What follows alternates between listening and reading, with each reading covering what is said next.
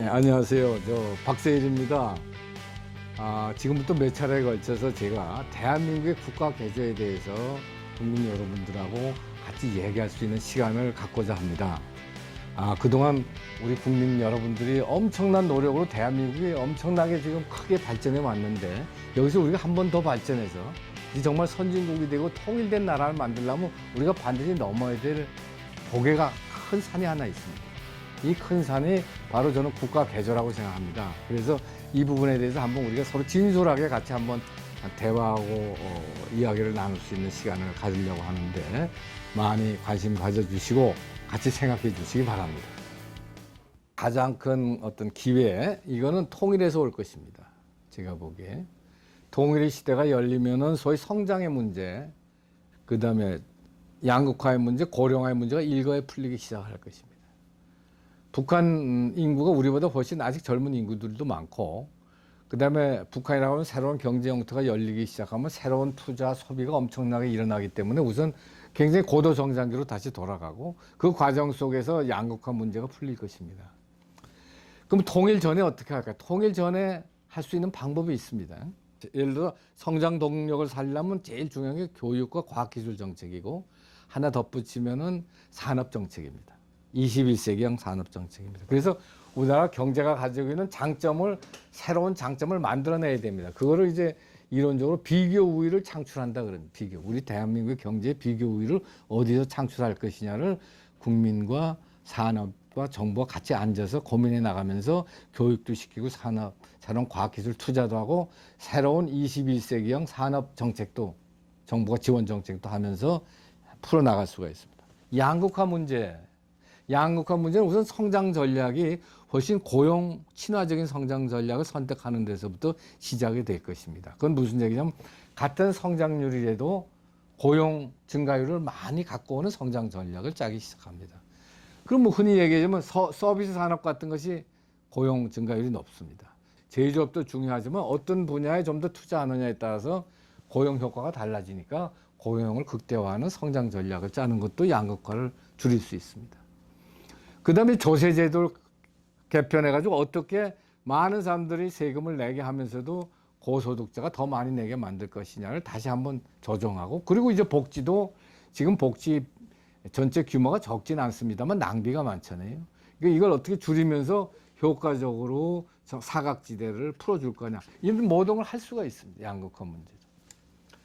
지금 고령화 문제도 마찬가지입니다. 이제 고령화 시대가 되면 제일 문제가 되는 게, 옛날에 직장을 한번 가졌다가 거의 이제 정년 때까지 가고, 그 다음에 이제 정년 이후에 삶이 시작이 된, 지금 노동시장의 구조가 평생에 직장을 두세 번 바꿀 수밖에 없는 그런 구조로 가고 있고, 그 다음에 말년의 기간이 길어집니다. 그래서 사실은 노령기도 이거를 노령 1기, 노령 2기 이런 식으로 나눠서 산업정책을 짜야 됩니다. 사실 교육정책, 무슨 복지정책, 이거 전반적으로 내가 볼 때 고용, 복지, 교육 이걸 합쳐가지고 새로운 21세기한 안심망을 만들어야 돼요. 사회 안심망을 만들어 나가야 됩니다. 지금 우리 경제사회가 갖고 있는 모든 문제를 풀 수 있는 정답이 어디냐? 만들어낼 수가 있습니다. 어떻게 만들어내느냐? 그 분야의 최고의 전문가들을 모아놓으면은, 그리고 우리가 집중적으로 토론하면 우리가 이 문제는 어떻게 풀겠다, 이 문제는 어떻게 푸는 게 좋겠다 하는 것이 답이 나옵니다. 그게 어렵지가 않아요. 그건 어렵지가 않은데, 그거가 문제가 풀도록 답을 만들어내는 사람을 모아놓고 의견을 모아놓고 만들어내는 건 누가 하느냐? 그게 정치가 하는 겁니다. 중요한 거는, 정치는 자기 머리로 하는 게 아닙니다. 정치는 천하 사람들의 머리를 활용을 해서 하는 겁니다. 그러니까 대한민국의 경제를 어떻게 살릴 거냐? 이론 한 사람, 또 실무 한 사람, 기업 현장에 있는 사람, 공무원 현장에, 이런 사람들 중에서 사람 모아놓고서 우리가 집중적으로 토론하면은 답이 다 나올 수가 있어. 이걸 토론할 수 있는 장을 만들어 놓고 거기서 결론을 내고 그 결론을 추진할 수 있는 건 누구냐? 이게 정치 세력이라, 정치 리더십입니다. 그래서 내가 보기에는 자본주의 문제가 많지만은 풀 수가 있고, 그걸 답을 모아낼 수가 있는데, 이거를 모아내고 그다음에 추진할 수 있는 세력이 지금 취약하다. 그게 아까 민주주의가 자꾸만 민주주의 한쪽은 국가 능력이 떨어지고 있던 겁니다. 그래서 내가 위기라고 그러는 거예요. 지금까지 자본주의, 인류 역사상 200년 이렇게 자본주의가 본격화된 거 한 200년 보면은 자본주의가 항상 많은 문제를 야기합니다.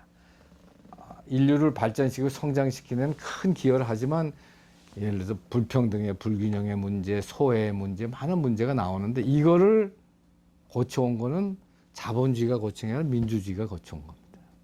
근데 민주주의가 약해지고 병이 들면은 자본주의 문제를 못 고치면 두 개 다가 실패하는 방향으로 갑니다. 많은 나라에서 그런 증상이 보고 우리나라는 그래서는 안 되겠다 하는 게 내가 이렇게 얘기 드릴 수 있겠습니다. 우리가 이제 통일 과정에 들어가면은 북한을 일단 안정화시킨 다음에 혼란 후에 안정화시킨 다음에 할 게 북한의 특별행정구역을 선포하고 거기다가 지방 정권, 정부를 만들어야 될 것입니다. 만들어내고 여러분 한번 생각해 보세요. 제일 먼저 할 게 뭐겠습니까? 제일 먼저 할 게. 이게 시장경제로 돌아가려면 지금 첫째 할 작업이 지금까지는 계획경제입니다. 계획경제를 시장경제로 바꾸는 작업이 필요합니다. 1년에 소위 체제 전환 작업이 필요하게 됩니다. 예를 들어서 우리가 시장경제를 하면 사소유권을 인정하기 시작해야 될 거 아니겠어요.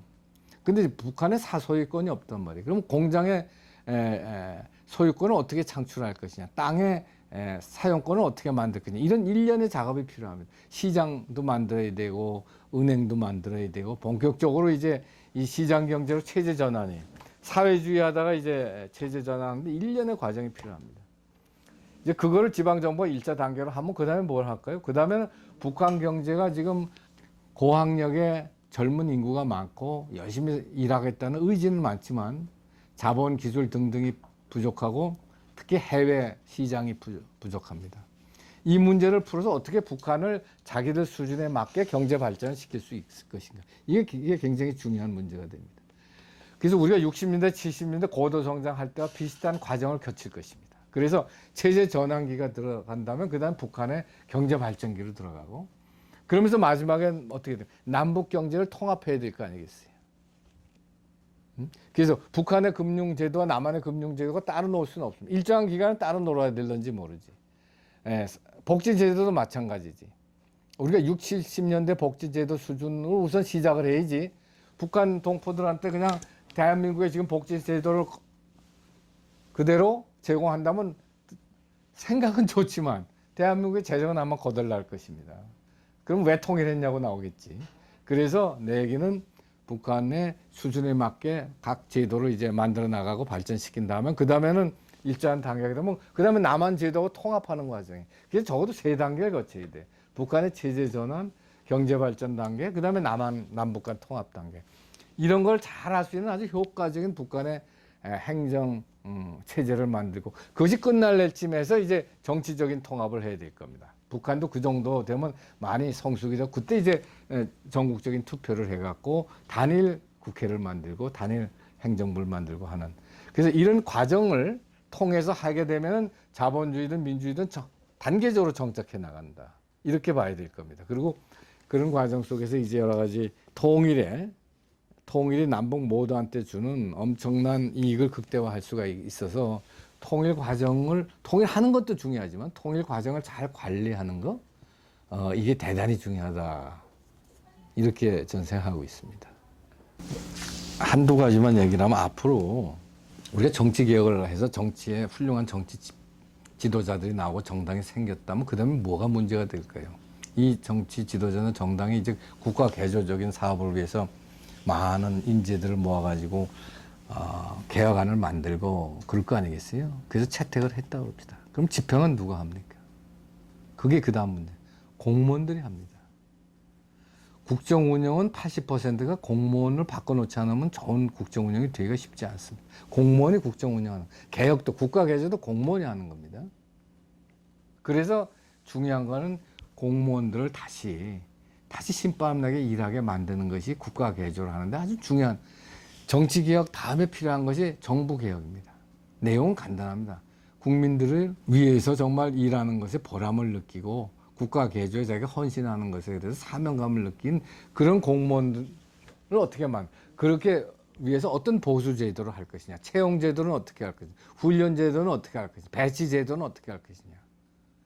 이게 굉장히 중요하다 하는 걸 꼭 좀 얘기하고 싶고. 그다음에 정부 개혁을 한다면 그것뿐만 아니라 항상 얘기하는 게 정부 조직 개편인데 그거에 대해서는 여러 가지 얘기가 있을 수 있지만 저는 딱 두 가지만 얘기를 해요. 하나는 국가기획원이 나와야 됩니다. 이제 옛날에 산업화 시대 때는 경제기획원이라는 게 있었어요. 근데 그때는 경제가 국가 경영의 대부분이었습니다. 왜? 외교 안보는 미국이 하자는 대로 하면 대충 문제가 없었고 정치는 그때는 별로 없었던 때입니다. 군사 독재 때니까. 그래서 경제 중심의 국가 경영이 됐는데 지금은 이제 외교도 우리 목소리를 내야 되고 정치도 있고 사회, 문화, 예술까지 다 있습니다. 그래서 이 모든 걸 총괄할 수 있는 국가 전략원을 만들자. 내가 이게 오래전부터 얘기했고 그 국가 전략을 구체적으로 기획할 수 있는 정부 부처 안에 국가기획원을 만들자 그랬습니다. 경제기획원에. 그래서 여기서 예산권을 갖고 국가를 그쪽으로 끌고 나. 중장기 과제도 하고. 그 다음에 그 바깥에 지금 KDI 같은 국가 전략원을 두자. 그래서 KDI는 경제 중심의 이제 지금 연구인데 여기에 문화, 예술, 사회까지 다 집어넣고 안보까지 집어넣어서 국방까지 해서 국가 전략을 연구하는 최고의 21세기 한국의 집현전을 만들자는 거예요. 21세기 우리의 두뇌들을 모아놓고 집현전을 만들어서 이 친구들은 중장기 국가 과제만 계속 연구하고 국가 개조라든가 국가 전략을 연구해서 내게 하고 그거를 정부 차원에서 반영할 수 있는 국가기획원은 정부 부처에 만들어 놓는 것이 앞으로 필요하다 이런 생각을 합니다. 끝으로 하나만 더 얘기하면은 이제 이 국가 개조가 되려면은 제일 중요한 것 중에 또 하나는 국민들도 난 자기 성찰과 자기 반성에 시간이 좀 있어야 될 것 같아요. 그래서 옛날에 함석헌 선생이 깨어있는 국민이어야지 산다 그런 말이 있습니다. 국민이 깨어있어야지 나라가 살고 자기도 산다 하는데 국민들 입장에서 한번 여야의 얘기를 듣지 말고 그 다음에 또 무슨 뭐 종편에 나오는 얘기만 듣지 마시고 실제로 한번 그 문제가 어떤가 이렇게 생각해서 생각하는 국민이 되는 노력 이것이 우리나라 수준을 높이는 노력이고 이렇게 될 적에 진정한 국가 개조가 성공할 수 있지 않겠느냐 저는 그렇게 생각하고 있습니다. 이 여러 가지로 바쁘실 텐데 아주 어떻게 보면 재미없는 이야기입니다. 그러나 나라를 위해서 우리 공동체를 위해서 같이 생각해야 될 문제라고 해서 말씀을 드렸고 또 여러분들이 다 바쁘신데 이렇게 시간을 내서 경청해 주시고 봐주셔서 너무 감사드립니다. 아주 오늘 여러 가지 감사했습니다.